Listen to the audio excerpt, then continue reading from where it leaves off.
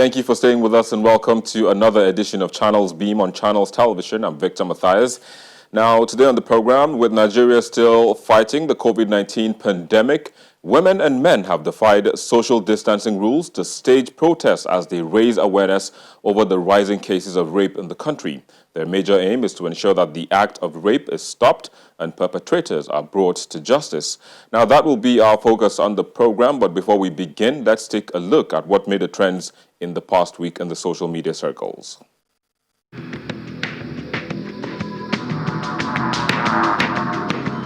Worried by the spate of killings, kidnappings and robberies around the country, Nigerians expressed their displeasure over the inability of the government to secure the country because of the spate of killings, kidnappings and robberies. Some of them wondered why insecurity in the country continues to rise in spite of the huge resources spent on the sector.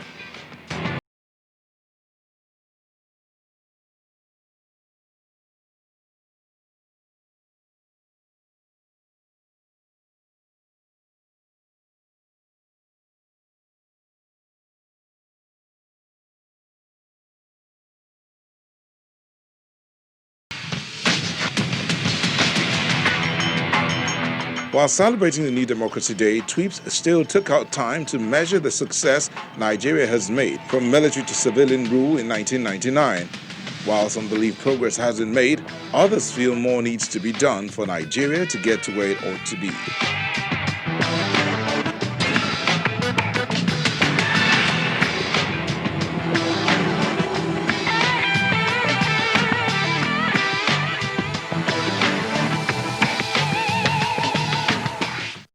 Well, there you go. Those were the trends in the past week, but you can also be a part of the conversation from wherever you are around the world. Just tweet at us at Channels TV, at Channels Beam, at Victor_MBIDI. You can also do that by using the hashtag Channels Beam as well as State of Emergency GBV. We're now being joined by Martin Obono. He is a lawyer and the team lead of TAP Initiative. He is a strong business development professional with an executive program focused in expanding impacts for NGOs and public institutions from Harvard Kennedy School. He joins us from our Abuja studio. It's a pleasure to have you on the program, Martin. Thanks for having me. You're welcome. We also have joining us via Skype, Chioma Agwegbo. She is the founder of Tech Her NG, a community that demystifies technology for women and deploys technology towards solving social problems, especially as they concern women. She joins us via Skype from Abuja as well. Chioma, it's a pleasure to have you on the program too. Thank you for having me. Of course. We also have joining us from our Abuja studio, Indi Kato. She is the executive director of Dini Dari Foundation. It is an organization that is focused on pushing for equality and inclusion towards government's delivery of exclusive services. She is also a consultant on human rights response in Nigeria's COVID-19 fight. It's a pleasure to have you as well on the program, Indi. Thank you for having me. Of course. So kickstart the conversation for us, Indi. Where is the Human Rights Commission on, especially as regards this violation of women and girls that is pretty much gaining so much traction and attention around the country? Well, oh God. Please go on, we can hear you. So right now, with respect to the work we're doing, of course, I'm a consultant for COVID-19 and human rights. We've seen a spike in sexual and gender-based violence. We've seen a spike in attacks against women. We've seen a spike in issues that women are dealing with. And primarily for us is that this had been pointed out at the beginning that this is very likely to happen. And we had hoped that some of these things would have been sorted, that more women, first responders, would have been involved in this, in the PTF, or designated as essential services at the time this started. But that wasn't seen. So in dealing with human rights response, we thought that majorly we would see domestic violence. We also thought we would see an increase, a much more larger increase in police brutality and all of that. But right now, in our work, what we are seeing is a sharp spike, especially from data and all of that, in rape, specifically that. Of course, people are stuck with their abusers too. But the spike in rape is so, I won't say it's absurd, but it has really gone sharp. And I dare say everyone is struggling to deal with it as it is right now. That is the state we are in right now. There's been a sharp spike, a sharp climb in rape and sexual-based violence. There's been a climb also in domestic violence, but what we are seeing in terms of the rape and killing of Nigerian women at a time like this is really, really something we haven't seen on this level before. And again, everyone is battling that, but we also, right now, NHRC, NAPTIP, and the IG of police at 3 o'clock are going to have a press conference because there's a 5 days of activism set by these organizations towards curbing that. And yeah, I'm announcing it here and hoping that people would follow up and see what it is and what the organizations are doing towards curbing this. All right, I'll come back to you, but let me just pick up from where you stopped and get to Chioma, who is joining us via Skype. Chioma, again, thanks for joining us on the program. So let's kick off from where we stopped last week. I mean, there have been a series of protests and campaigns, including even calling members in the state and the federal House of Assembly. So what has happened so far? Are people beginning to get the message?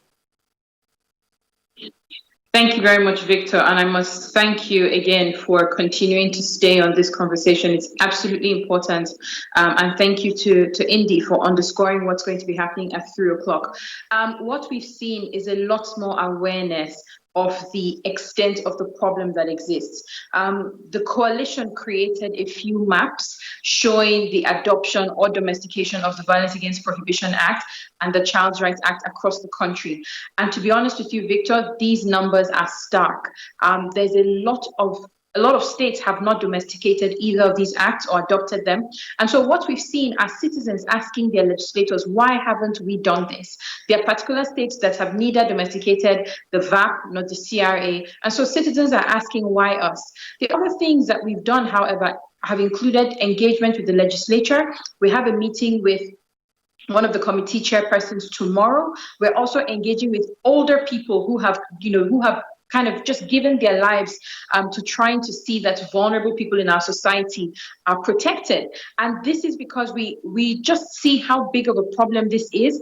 And I mean, on Friday night, I was still out, working with one of the first responders, Dorothy Njemanze of the Dorothy Njemanze Foundation, ensuring that a 4-year-old who had been raped starts to get on the road to receiving justice, because we had engaged the community and the community themselves caught the rapist. And I think this is such a big success because we're starting to see people no longer hiding rapists, no longer hiding abusers. And all we need is the willpower, the government's show of strength. We need the legislators saying we want to get these bills passed so that when communities do their bit of apprehending rapists and abusers, the government then takes it up and ensures swift and commensurate prosecution and punishment, which will serve as a deterrent. So that's kind of where we are at the moment. Yeah, so pretty much baby steps, but progress is being made, which is pretty much great for all of the efforts that you all have been putting in. But what next from now? What's next? Engagement. One of the things we've learned from the maps which we put out last week was a lot of people are not very knowledgeable about legislative processes and what it means for a state House of Assembly to pass a bill, but also what it means for the governor to assent to that bill and then for it to be gazetted. It is that process that completes the cycle and makes it law. A lot of the pushback we've gotten from states, from people within government has said, our states have passed it, our state assemblies have passed it, but that's not complete. And so this week we'll be working on education. First of all, we'll be updating the public. This is where we are. Thanks to you, a community has caught a rapist in their midst. Thanks to you, the meeting between the Speaker of the House of Representatives and the speakers of the 36 states Houses of Assembly will hold today was postponed from Friday because Friday was a public holiday. Thanks to you, people are asking questions. People are thinking about how do we investigate this and how do we investigate that. That curiosity in this time, we believe, is really critical. And so what we're focusing on this week is education and ensuring that people know exactly what they're asking for so that they don't get sidelined. All right, I'll come back to you in just a bit, but let me go back to Abuja studio where Martin Obono is also standing by there. Well, Martin, you are the legal practitioner and you have, in the course of your work, been involved in trying to, get the police to act on certain cases that have been reported or talked about on social media, specifically Twitter. But how cooperative would you say the security agencies have been, in that aspect? I think basically there's still a lot of work to be done in terms of the level of response that our security agencies have carried out in responding to sexual and rape, sexual violence, rape and domestic violence against women and persons. So there is still a lot of work to be done in the sense that you don't have a kind of response team that ought to have been, that is obtainable in other societies. And if at that, there is also that kind of stigma that when a victim comes to a police station or survivor comes into a police station, she is unable to practically explain and tell her story because most of the time the first person they get to meet is a man who does not really understand what she's been through. And so there is no gender desk where in all the police stations where somebody who has survived such a traumatic experience will be able to express and speak to somebody who would understand. Also, the laws that we have do not give room, or the way you actually prove rape under our laws is very, very difficult to also help the prosecutors, that is the police now, not the law enforcement agency, NAPTIP on the other hand, becomes very difficult for them to prosecute these issues to a logical conclusion because, for example, the Violence Against Persons Act says if you say no to a sexual encounter, that means whatever happens from that time, if you don't consent to it, whatever happens to that point is rape. However, if you go to the Evidence Act to begin to prove what rape is, you've got to show that your clothes have been torn. I mean, the survivor's clothes has been torn. You've got to also prove that there is some sort of bruises, and there's a whole lot to prove that makes it very difficult for also the law enforcement agencies to prosecute this kind of crimes to a logical conclusion. So it's a holistic approach. While the law enforcement agencies need to be trained to respond to rape incidents or sexual violence incidents, there is also a need for the law to be amended to accommodate the survivor's perspective, to also accommodate the trauma that the survivor must have gone through in the process of in the whole encounter that must have happened. All right. So quickly, we've also had cases of where people would, come up with cases and then they'd have to recant. How are you dealing with that? When people come up with cases and they recant, you also have to understand the kind of environments that we are in. So, for example, I mean, there are some cases I've handled, and even currently handling, where you see the perpetrators reach out to family members of the survivor. They send your mother to you, they send your father to you, they send people who you can't say no to say, please go and withdraw this case from the police, or go and tell your lawyer to drop this case. And so these are the issues that actually affect the survivors who now recant their stories. Sometimes it's just the kind of pressure that they get from the society. People say, are you the only one? Or the stigmatization that actually makes a lot of women recant their statements. Also, the difficulty in actually proving that somebody has raped you in the law court is also one of the reasons people tend to recant their statements. So it is not because some people don't actually feel that they've been raped, that's why they recant their statements. It's just the fact that they have gone through a whole lot of stress, trauma. So even a survivor who is asked to go to the police station almost every week, for investigations, to write statements for further investigations and all that, it can be very tiring. Yeah. It can also be a very cumbersome experience for them. So these are the reasons why most of the time you see that people come back and recant their statement to say, it didn't happen. Or all right, so it's good that you've made mention of the fact that, some adjustment needs to be made, at the security agency level. But thankfully, like Indy said, the Human Rights Commission is going to meet with the police as well as NAPTIP. So hopefully all of that will be sorted. But just hold your thoughts. When we come back from this short break, Indy will give us more on what will be discussed, during this meeting with the Inspector General of Police as well as the NAPTIP. Please stay with us.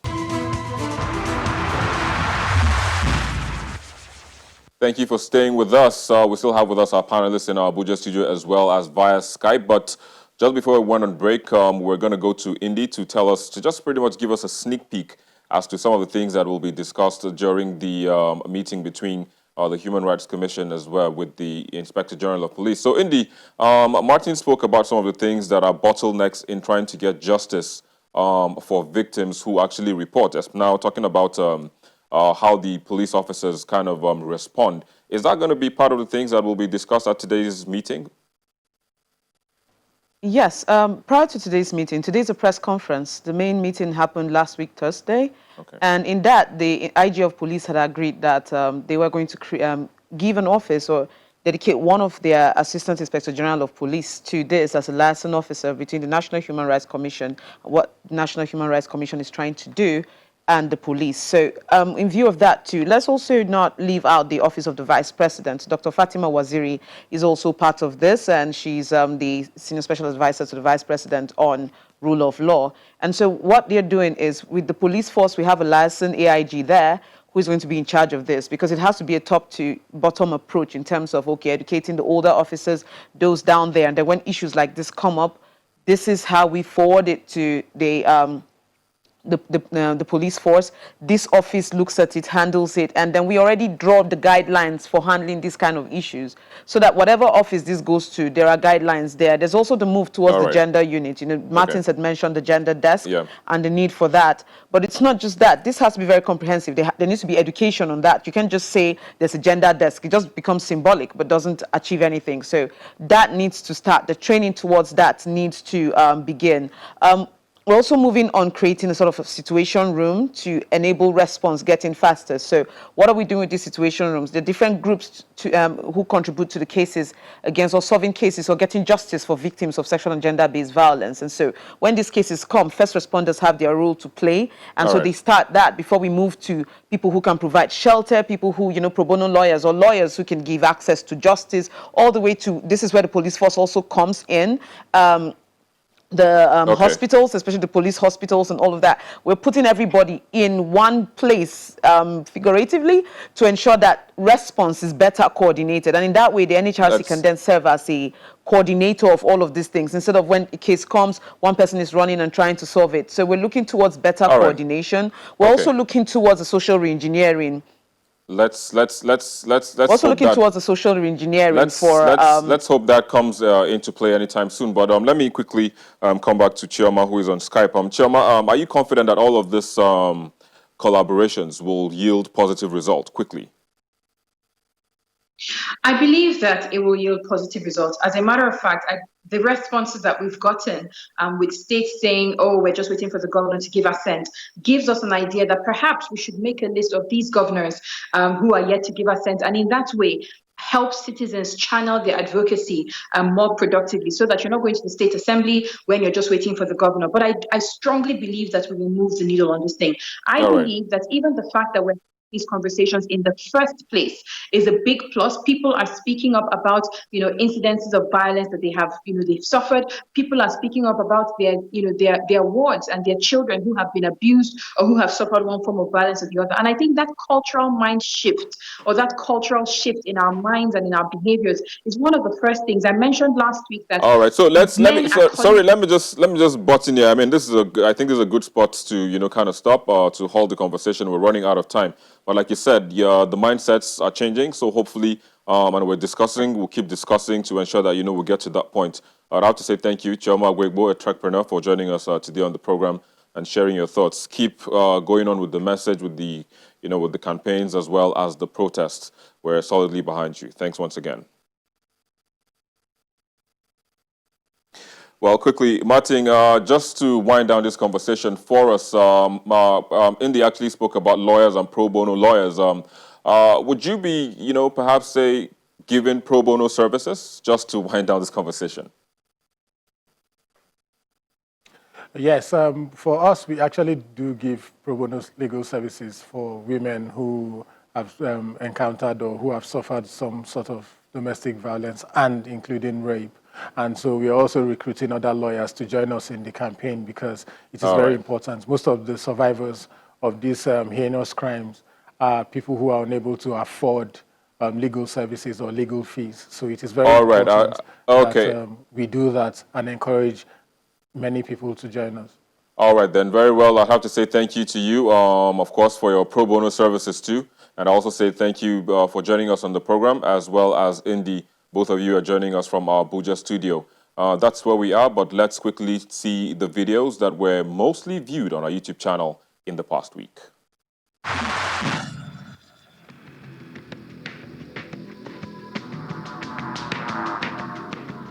This week's most viewed videos countdown starts with the explanation as to why the governor of Edo State, Godwin Obaseki, was disqualified from contesting the party's primaries by the national chairman of the All Progressives Congress.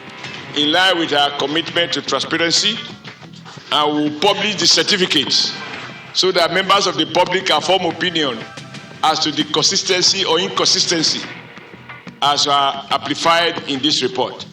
It is followed in fourth place by that of comedian Mr. Macaroni, speaking about his journey to comedianship. This comedy thing, it's just like this is the in thing, I'm like, okay, I'm an actor that should be able to interpret every role that I come across. That's the orientation for being an actor. So I said, okay, let's try this. If this is not working out. Third spot sees the boxing bout that took place between members of the Kaduna State House of Assembly and the hallowed chamber following the impeachment of the Deputy Speaker.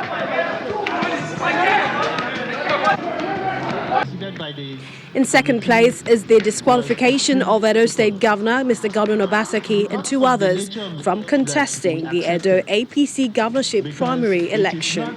For the APC, we agreed to do this job. It's for this nation. While topping the charts this week, it's back to the heartbeat of the nation, Edo State, where the governor reeling out his achievements and maintaining confidence that he will be re-elected. We're proud of what we've done with education in Edo, particularly Edo Best. And with the kind of education we are now giving our kids, the new generation of Edo citizens we're building, there'll be no need to leave home, there'll be no need to travel. Well, there you go. Hopefully in the nearest future, the kids don't need to travel and, of course, they're all settled. But that's where we wrap it up on the program today. Thank you for watching. I'm Victor Matthias.